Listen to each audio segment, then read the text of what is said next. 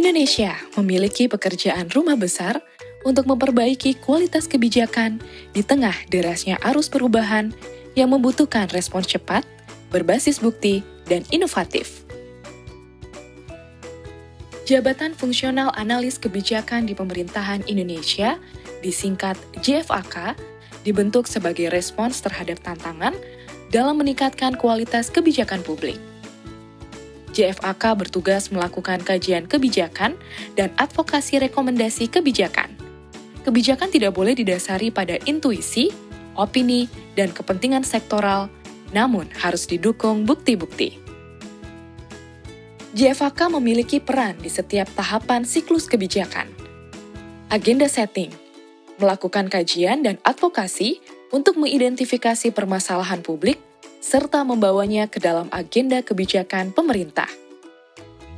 Formulasi kebijakan, melakukan kajian kebijakan dan advokasi, membuat alternatif kebijakan, serta membantu desain kebijakan dan implementasi kebijakan. Implementasi kebijakan, menilai dan menganalisis implementasi kebijakan, serta mengadvokasi perbaikan implementasi kebijakan. Evaluasi kebijakan, menilai dan menganalisis dampak atau efektivitas kebijakan, serta mengadvokasi perbaikan kebijakan. Peran-peran tersebut memosisikan JFAK sebagai Information Intermediary, Knowledge Translator, Knowledge Broker, sekaligus Innovation Broker. Pekerjaan JFAK terbagi 3, yakni rencana kerja unit yang dilakukan secara berjenjang, tugas tambahan yang bersifat ad hoc, serta pekerjaan mandiri berbasis inisiatif.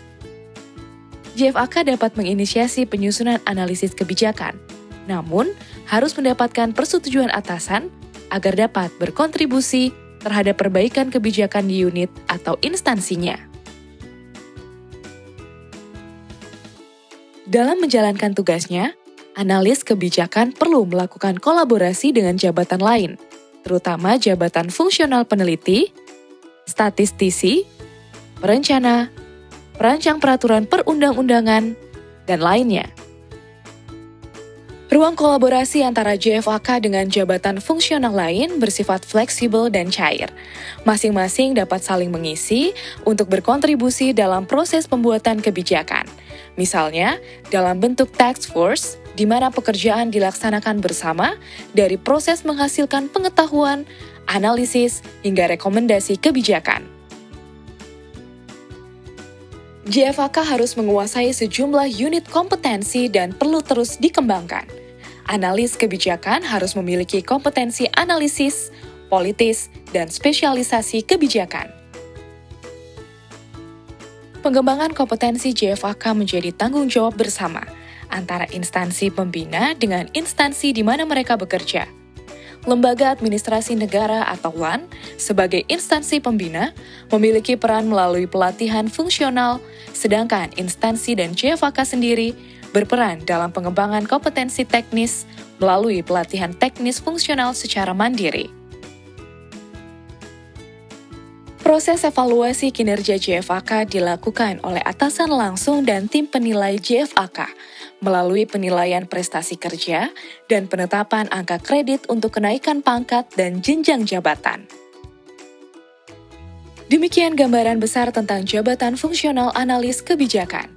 Referensi lebih lanjut dapat dibaca pada dokumen Panduan Optimalisasi Peran Jabatan Fungsional Analis Kebijakan yang telah disusun oleh Lembaga Administrasi Negara bersama dengan UGM dengan dukungan Department of Foreign Affairs and Trade Pemerintah Australia melalui Knowledge Sector Initiative.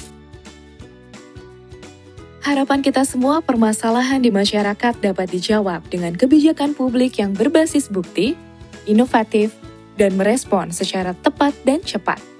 Visi besar Indonesia menjadi negara maju dan sejahtera hanya dapat dicapai dengan kebijakan publik yang berkualitas serta berbasis bukti.